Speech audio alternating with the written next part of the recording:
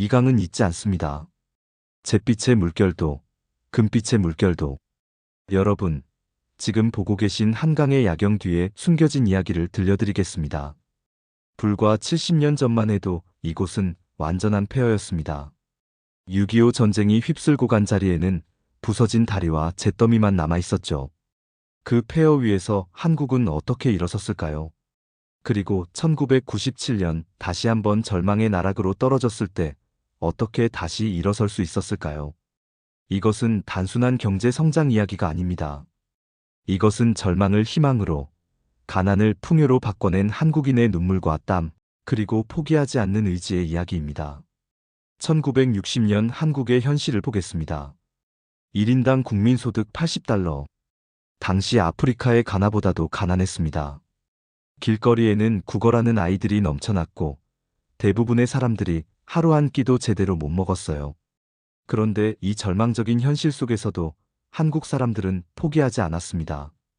특히 부모들의 교육에 대한 열정은 정말 눈물겨웠어요. 아이만큼은 나처럼 살게 할 수 없다. 이것이 그 시대 부모들의 마음이었습니다. 자신은 굶어도 아이 교육비는 마련했어요. 논을 팔아서라도, 빚을 내서라도 아이를 학교에 보냈습니다. 그 결과 한국의 문맹률이 급속히 떨어지기 시작했습니다. 1960년 초등학교 취학률이 90%를 넘어섰어요. 세계에서 가장 가난한 나라 중 하나가 세계에서 가장 교육열이 높은 나라가 된 겁니다. 이렇게 교육받은 사람들이 1960년대부터 본격적인 산업화에 뛰어들었습니다. 처음에는 정말 초라했어요. 구로공단에서 아주머니들이 밤늦게까지 재봉틀을 돌리면서 옷을 만들었습니다. 하루 16시간씩 일해도 받는 돈은 얼마 안 됐어요. 그래도 포기하지 않았습니다. 우리도 잘 살 수 있다. 이 한마디 믿음으로 견뎌냈습니다. 그 돈으로 기계를 사고 더 좋은 공장을 지었어요. 그리고 점점 더 정교한 제품을 만들기 시작했습니다. 1970년대 들어서면서 한국은 정말 무모해 보이는 도전을 시작했습니다. 중화학공업 건설이었어요. 포항종합제철소 건설 현장을 상상해보세요. 수많은 한국 사람들이 땀을 흘리며 거대한 용광로를 만들고 있었습니다. 외국 기술자들은 한국 사람들이 과연 이걸 제대로 운영할 수 있을까 의심했어요. 그런데 한국 사람들의 학습 능력은 상상을 초월했습니다. 일본에서 기술을 배워와서 단 몇 년 만에 완전히 자기 것으로 만들어버렸어요. 그것도 일본보다 더 효율적으로 운영했습니다. 포항제철소 직원들이 밤새워가며 기술을 익혔습니다. 우리가 못할 게 뭐 있어 하는 마음으로 덤벼들었어요. 그 결과 포항제철은 세계 최고 수준의 제철소가 되었습니다. 1980년대에는 더 놀라운 일이 벌어졌습니다. 현대중공업이 울산에서 배를 만들기 시작한 거예요. 그때 현대중공업 직원들의 이야기를 들어보면 정말 감동적입니다. 배 만드는 기술을 하나도 모르는 상태에서 시작했거든요. 외국 설계도를 보면서 밤새워 공부하고 실패해도 다시 도전했어요. 첫 번째 배를 만들 때 수백 번의 시행착오를 거쳤습니다. 그래도 포기하지 않았어요. 우리도 할 수 있다는 믿음 하나로 버텨냈습니다. 그리고 마침내 첫 번째 배가 바다로 나갔을 때 그 현장에 있던 모든 사람들이 눈물을 흘렸다고 해요. 불가능해 보였던 꿈이 현실이 된 순간이었거든요. 자동차도 마찬가지였습니다. 현대자동차가 포니를 만들었을 때 외국에서는 비웃었어요. 한국이 무슨 자동차를 만들어 하면서요. 그런데 현대자동차 직원들은 굴복하지 않았습니다. 낮에는 공장에서 일하고 밤에는 도서관에서 자동차 기술을 공부했어요. 외국 자동차를 분해해보면서 원리를 파악했습니다. 그렇게 만든 포니가 해외로 수출되기 시작했을 때 한국 사람들의 가슴이 얼마나 뿌듯했겠습니까? 우리도 자동차를 만들 수 있구나 하는 자부심이 온 국민에게 퍼졌어요. 이렇게 한강의 기적이 절정에 달하던 1990년대, 한국은 세계가 부러워하는 나라가 되어 있었습니다. 아시아의 용이라는 별명까지 얻었죠. 그런데 1997년 12월 3일, 한국 역사상 가장 암울한 날이 찾아왔습니다. 김영삼 대통령이 국민 앞에 나와서 이렇게 말했습니다. 국제통화기금에 구제금융을 신청하겠습니다. 그 순간 온 국민이 충격에 빠졌습니다. 사실상의 국가부도 선언이었거든요. 아시아의 용이 하루아침에 나락으로 떨어진 겁니다. 환율이 하루에 2배로 뛰었습니다. 달러당 800원에서 1600원으로 급등했어요. 수입품 가격이 2배로 올라버린 거죠. 거리 곳곳에서 문 닫습니다라는 팻말을 볼 수 있었습니다. 수많은 회사들이 하루아침에 무너졌어요.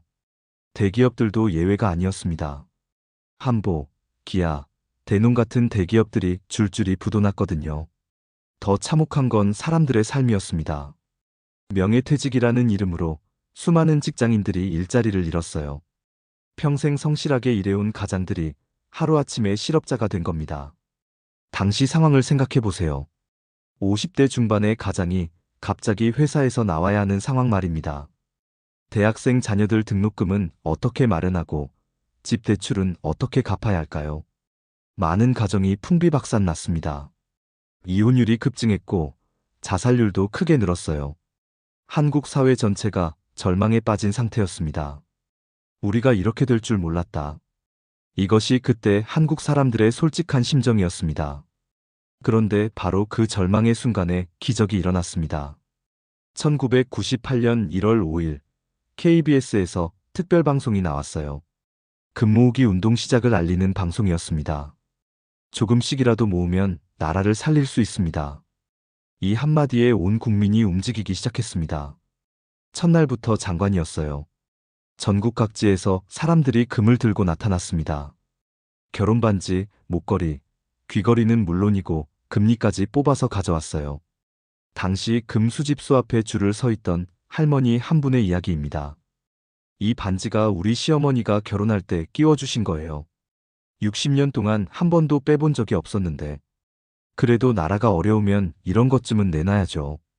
그 할머니가 반지를 내밀면서 눈물을 흘리시는 모습을 보고 현장에 있던 모든 사람들이 함께 울었다고 해요. 어떤 신혼부부는 결혼한 지 한 달도 안 됐는데 결혼 반지를 가져왔습니다. 아직 신혼인데 반지를 내도 괜찮겠어요? 괜찮습니다. 나라가 살아야 우리도 살 수 있어요. 이런 대화가 곳곳에서 들렸습니다. 초등학생들도 나섰어요. 용돈 모아서 산 작은 금반지를 가져온 아이가 있었습니다. 아저씨, 이것도 도움이 될까요? 그 순수한 목소리에 어른들이 얼마나 감동했겠습니까? 심지어 해외에 있던 한국 사람들도 동참했어요. 미국, 독일, 일본에 있던 교민들이 금을 모아서 본국으로 보냈습니다. 멀리 있어도 마음은 조국과 함께 있습니다. 이런 메시지와 함께 금 소포들이 날아왔어요. 결과는 정말 놀라웠습니다. 불과 2달 만에 350만 명이 참여했고 220톤의 금이 모였습니다. 당시 돈으로 2천억 원이 넘는 거금이었어요. 하지만 금 모으기 운동의 진짜 가치는 돈이 아니었습니다. 온 국민이 하나가 되어 우리가 함께 이 위기를 극복할 수 있다는 의지를 보여준 것이었거든요. 외국 언론들이 경악했습니다. CNN은 믿을 수 없는 일이 한국에서 일어나고 있다고 보도했어요. BBC는 다른 나라에서는 절대 볼 수 없는 광경이라고 했습니다. 일본 언론은 더 직설적이었어요. 일본이 똑같은 위기에 처해도 이런 일은 일어날 수 없을 것이라고 인정했습니다. 그런데 정말 놀라운 건 여기서부터였습니다. 한국이 정말로 위기를 극복해낸 것이었어요. 기업들이 눈물을 머금고 구조조정을 했습니다. 과도한 부채를 줄이고 경쟁력 없는 사업은 정리했어요. 그리고 핵심 사업에 모든 역량을 집중했습니다. 삼성전자를 보세요. IMF 때 다른 회사들이 투자를 줄일 때 삼성은 오히려 반도체에 더 많이 투자했어요. 지금이 기회다 하면서 말이죠. 당시 삼성 반도체 연구원들의 이야기를 들어보면 정말 눈물겨워요. 회사 상황이 어려우니까 연구비가 부족했거든요. 그래도 포기하지 않고 밤낮 없이 연구했어요. 우리가 세계 최고가 되어야 회사도 살고 나라도 산다. 이런 마음으로 견뎌낸 결과 지금 삼성전자가 세계 반도체 시장의 넘버원이 된 겁니다. 현대자동차도 마찬가지였습니다. 위기를 오히려 기회로 삼아서 품질을 대폭 개선했어요. 그리고 해외 진출을 적극적으로 추진했습니다. 우리 차도 외국 차만큼 좋게 만들 수 있다. 이런 각오로 임한 결과 지금 현대기아차가 세계 5위권 안에 들어가 있습니다. 더 중요한 건 사람들의 의식 변화였어요. IMF를 겪으면서 한국 사람들이 정말 강해졌습니다. 웬만한 어려움으로는 무너지지 않는다. 이런 자신감이 생겼어요. 실제로 그 이후 어떤 위기가 와도 한국은 남들보다 빠르게 극복했습니다. 2008년 글로벌 금융위기 때도 그랬고 2020년 코로나 때도 그랬어요. IMF를 경험한 한국은 위기 대처 능력이 남달랐습니다. 그리고 한국은 정말로 세계가 인정하는 나라가 되었습니다. 2002년 한일 월드컵 때를 기억하십니까? 온 국민이 거리로 나와서 대한민국 하면서 응원했을 때 전 세계가 한국의 저력에 놀랐어요. 이 나라 사람들은 뭔가 다르다. 외국 기자들이 이렇게 평했습니다. 그 에너지가 어디서 나온 걸까요? 바로 함께 어려움을 극복해 본 경험에서 나온 거예요. 우리가 함께하면 못할 게 없다는 자신감 말입니다. 지금 한강을 보세요. 반짝이는 야경이 얼마나 아름답습니까? 그런데 이 아름다운 풍경 뒤에는 수많은 사람들의 눈물과 땀이 녹아 있어요. 포항제철소에서 밤새워 일했던 아저씨들의 땀, 구로공단에서 재봉틀 돌리던 아주머니들의 노고, IMF 때 반지를 내놓으며 눈물 흘렸던 할머니들의 사랑. 이 모든 게 한강에 스며 있습니다. 그래서 한강이 더 아름다운 거예요.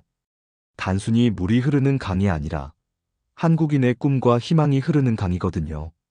여러분, 우리는 정말 대단한 민족입니다. 세계 역사상 이런 극적인 성장을 이뤄낸 나라는 거의 없어요.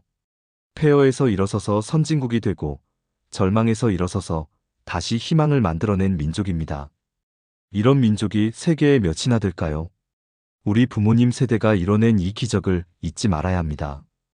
그분들의 희생과 헌신이 있었기 때문에 오늘의 우리가 있는 거예요. 그리고 우리도 다음 세대를 위해 또 다른 기적을 만들어야 합니다.